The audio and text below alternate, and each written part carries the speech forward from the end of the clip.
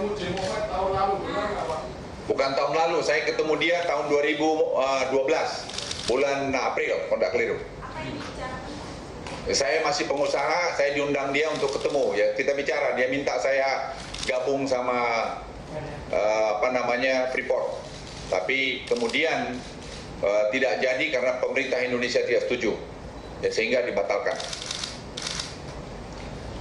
Ya. Bicara kalau Pak Luhut ini sebagai teman baiknya Pak Riza Halid, dari kita tahu Pak Riza Halid belum tahu perbedaannya, apakah Pak Luhut tahu perbedaannya dan apa memang? Emang gua ngukurin, pikirin semua teman lain. Pekerjaan saya banyak, nggak hanya ngurusin dia. Dia mau pergi kemana, masa saya urusin? Ya. Bapak dan pemerintah kan menolak perpanjangan Freeport, itu alasannya apa sih Pak? Dan apakah ada solusi kalau misalkan tidak diperpanjang Freeport? Tadi kan sudah saya baca, Anda nggak tahu, nggak dengar. Nah kayak gini-gini yang bikin Republik ini kacau. Anda dengar dong omongan saya udah baca very clear. Perundang-undang itu sudah jelas, PP itu sudah jelas. Itu semua tidak bisa dilakukan 2 tahun sebelum itu kontrak berakhir, itu 2019. Dan dia harus menyelesaikan dulu menyangkut masalah-masalah tadi. Satu, paling tidak studi mengenai tadi smelter harus jalan. Ya, itu harus, ini belum banyak yang belum dilakukan nih kok ujuk-ujuk sampai kemari gitu. Itu studi kami. Ya, jadi saya nggak mau lagi terima pertanyaan ini. Nanti saya bagi ini biar kau baca-baca di situ, yang muda-muda. Saya yang tua aja masih hafal, kau yang muda terus sudah hafal itu. Ya, silakan. Salah satu staf Bapak namanya kan Pak Darmo kan? Betul. Kan oleh Riza Halid dia dibiayai supaya bisa merayu Pak Presiden untuk menyetujui negosiasi kontrak. Pertama itu saya bantah sangat tidak benar. Darmo itu adalah seorang profesional. Dan dia yang membantu saya membuat ini. Dan dia yang meyakinkan saya time to time untuk tidak lari dari sini. Dan kalaupun memo tanggal 17 Juni itu, dia dengan Pak Lambok yang mendesain untuk saya tanda tangan. Jadi kalau dia dipengaruhi, ya mestinya juga ini berubah. Bisa berubah. Dan tanggal 16 Oktober saya ulangi, tadi pagi masih rekonfirm dengan Presiden. Darmo itu masih makan dengan Presiden, Pak Teten, terus kemudian siapa lagi itu? Sukarni Rinangkit. Dan di situ Darmo masih memberikan penjelasan mengingatkan pada memo ini. Ya, jadi Darmo tidak ada masalah dalam hal ini. Tidak pernah dia memberikan hal negatif untuk mempercepat proses Freeport ini. Udah? Ya, terima kasih. Masih ada? Ya boleh, saya puas-puas mula. Dengan Eko Pak dari Bloomberg, kalau dalam kasus ini kan tuduhannya adalah meminta saham Freeport gitu Pak untuk kepentingan pribadi. Nah, kalau yang disebut-sebut itu, apakah ini artinya Bapak menyangkal adanya tuduhan Bapak meminta sahamnya Freeport gitu Pak? Saya tidak pernah di situ diminta saham Freeport. Tidak ada saya minta. Tapi gini ya, adik-adik sekalian, Anda masih muda, ini dengar semua orang, mudah-mudahan live. Apakah masuk akal? Ya, masuk akal orang memberikan saham Freeport 20% kepada siapapun itu. 20% itu sama dengan 1,8 miliar dolar.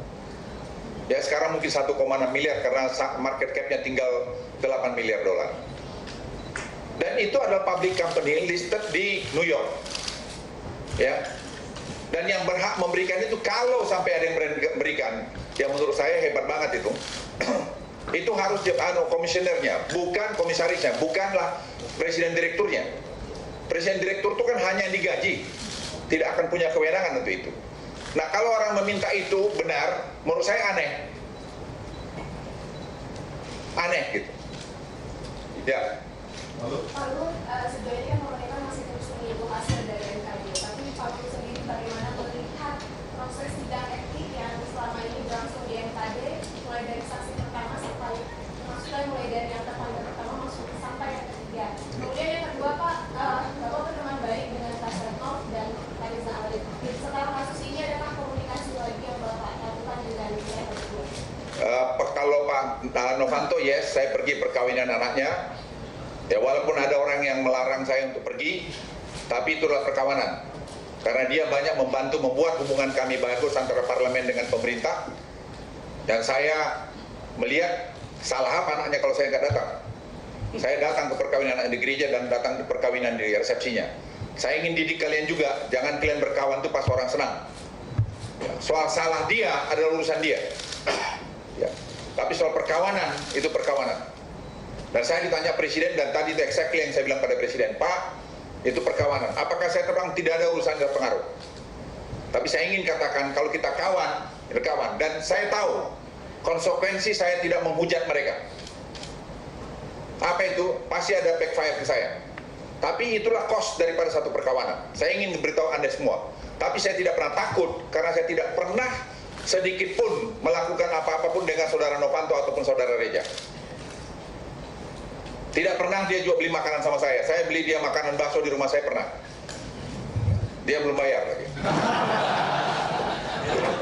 Ya. Itu kemarahan Pak Luhut terhadap siapa jadinya? Ya terhadap siapa? Kau aja jawab. Pandangan Bapak atas proses sidang etik yang tadi yang saat ini sudah berjalan.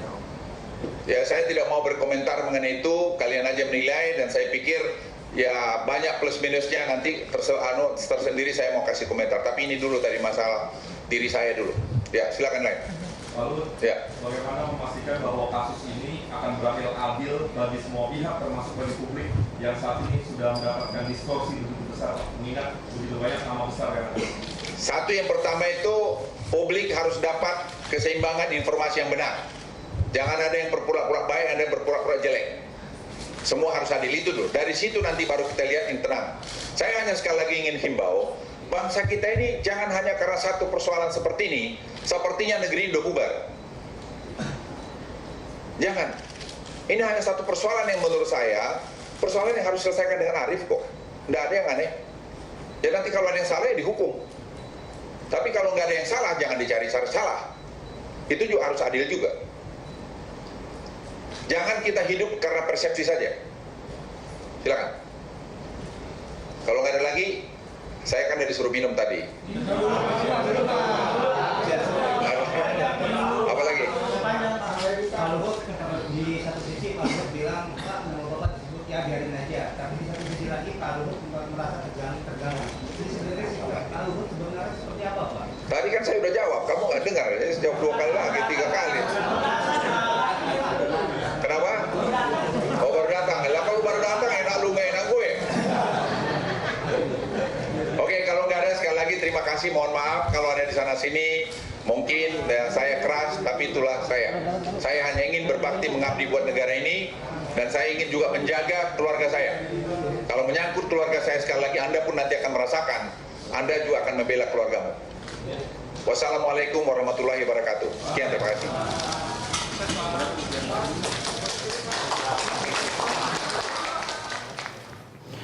Ya pemirsa, demikian tadi laporan langsung kami dalam rangka konferensi pers yang dilakukan oleh Menko Polhukam Luhut Binsar Panjaitan langsung dari kantor Menko Polhukam di kawasan Medan Merdeka, Jakarta. Dalam keterangan persnya, Luhut Panjaitan menyoroti terkait dengan kasus Papa Minta Saham yang belakangan ternyata sudah menyebut atau menyeret namanya. Secara pribadi, Luhut Binsar Panjaitan mengungkapkan kekecewaannya dan merasa terganggu terkait dengan pemberitaan yang sudah menyeret-nyeret kepada diri dan keluarganya. Sehingga beberapa hal yang disampaikan dalam jumpa pers yang dihadiri oleh kalangan wartawan baik cetak maupun elektronik tadi, ada beberapa hal yang menjadi pegangan prinsip dari Luhut Binsar Panjaitan, yaitu terkait undang-undang dan peraturan, kemudian izin pertambangan harus mampu memakmurkan Indonesia dan daerah tempat pertambangan itu berada. Izin pertambangan harus memberi kontribusi pendidikan di daerah tersebut. Kemudian yang keempat adalah nilai tambah atau memberikan nilai tambah bagi Republik Indonesia, serta bangsa Indonesia dikatakan oleh Luhut Panjaitan harus tegas memanfaatkan kekayaan alam untuk sebesar-besarnya kemakmuran bangsa dan tidak tunduk pada tekanan atau kepentingan bangsa lain. Itu yang merupakan pegangan dan pijakan dari Luhut B. Panjaitan dalam memposisikan diri dan pribadinya dalam jumpa pers yang dilakukan sore ini di kantor Menko Polhukam Medan Merdeka, Jakarta. Dan pemirsa, dari catatan kami ada beberapa hal juga yang disampaikan terkait dengan kontrak karya PT Freeport Indonesia yang menyeret atau menyebut-nyebut nama Luhut Binsar Panjaitan kurang lebih 66 kali dalam rekaman dan transkrip yang diperdengarkan di sidang MKD yang sekarang datanya juga masih ada di Kejaksaan Agung Republik Indonesia. Dalam hal itu, Luhut Panjaitan mengungkapkan bahwa dirinya tidak terlibat sama sekali terkait dengan urusan saham PT Freeport Indonesia. Dalam bukti-bukti yang disebutkan melalui konferensi pers tadi, Luhut Panjaitan menyebutkan ada beberapa kali komunikasi yang ia berikan saat menjabat sebagai Kepala Staf Kepresidenan, melapor atau memberikan masukan kepada Presiden Republik Indonesia, yaitu diantaranya pada tanggal 8 Mei, yaitu mengirimkan memo kepada Presiden terkait dengan adanya informasi atau berita upaya pihak-pihak yang ingin mempercepat proses perpanjangan kontrak karya PT Freeport Indonesia. Pada tanggal 17 Juni juga Luhut Panjaitan mengirimkan memo kepada Kepala Negara yang mengingatkan bahwa perpanjangan kontrak karya hanya bisa dilakukan paling cepat pada tahun 2019. Dan memo pada tanggal 2 Oktober juga Luhut Panjaitan mengirimkan kembali memo kepada Presiden yang menyatakan ketidaksetujuannya terhadap upaya percepatan perpanjangan kontrak karya PT Freeport Indonesia. Dan pemirsa, beberapa hal yang menarik yang kami catat dengan gesture dan raut wajah yang serius serta menunjukkan sikap tegas, Luhut Panjaitan menyatakan bahwa ia sudah tidak bisa diam lagi ketika selama beberapa waktu sebelumnya menyatakan tidak akan ambil pusing terkait kasus Papa minta saham, namun karena sudah menyangkut diri pribadi, istri, anak dan cucunya, maka Luhut Panjaitan menyatakan mengambil sikap sebagaimana yang ditunjukkan dalam jumpa pers baru saja.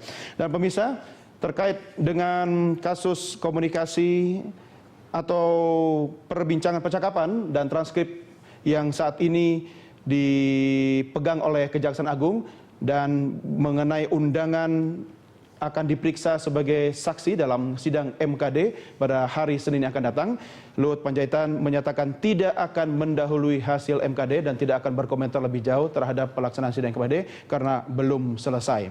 Dan beberapa hal yang ditanyakan oleh wartawan terkait dengan apakah ia akan memilih sidang tertutup atau terbuka, dengan tegas Luhut Panjaitan mengatakan terbuka. Ya pemirsa, itulah kira-kira beberapa catatan penting yang kami sampaikan terkait dengan konferensi pers yang dilangsungkan oleh Menko Polhukam Luhut Binsar Panjaitan terkait dengan kasus atau Papa minta saham yang belakangan ini cukup marak beredar di masyarakat dan menunjukkan sikap seorang Luhut Binsar Panjaitan memposisikan diri. Dengan demikian sampai di sini breaking news berita 1 News Channel. Terima kasih atas perhatian Anda dan sampai jumpa.